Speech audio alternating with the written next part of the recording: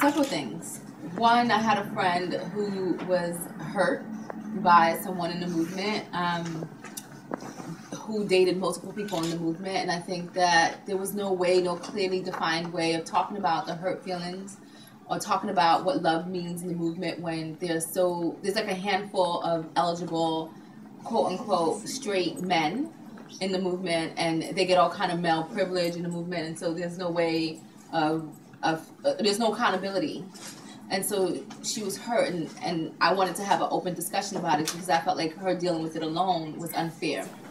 I only talk about love with my girlfriends. However, I would love to have a much richer, broader conversation about love with my community of activists, and to talk about what the things that we struggle with in terms of finding love, maintaining love, sustaining love. And so I brought it to my sisters, who I love.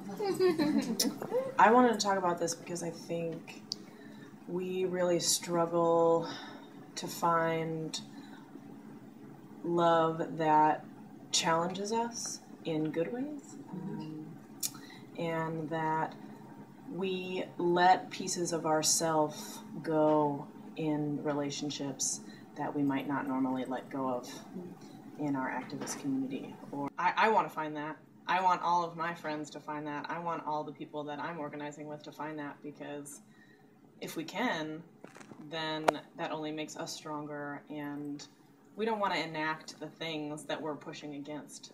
You know, like we want to find true love in its many forms, whether that's amongst our own activist friends, the relationships that we're in, and holding people accountable to those things.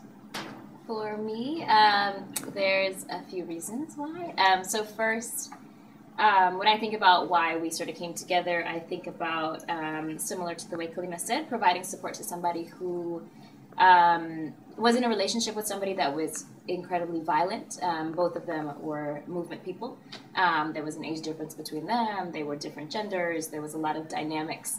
And when that person had reached out for support, they reached out to me, and I had really done my best to move with them through their process of healing and to seek out what they defined as justice. And in accountability processes, especially in movement circles, I feel like things are messy. And the other reason I think is my personal experience. I am in love with somebody now. That's good. And the people that I've loved in the past as well, I think that it's sort of also been filled with a lot of struggle and trauma and like really intense sort of realities of life that are part of what it means to be who we are as people, as queer people, as trans people, as people of color, as women of color, as queer and trans women of color. And so there's a lot going on just by virtue of our existence. And so I would like to engage for us to think also sort of like beyond just love, what do we also need from one another?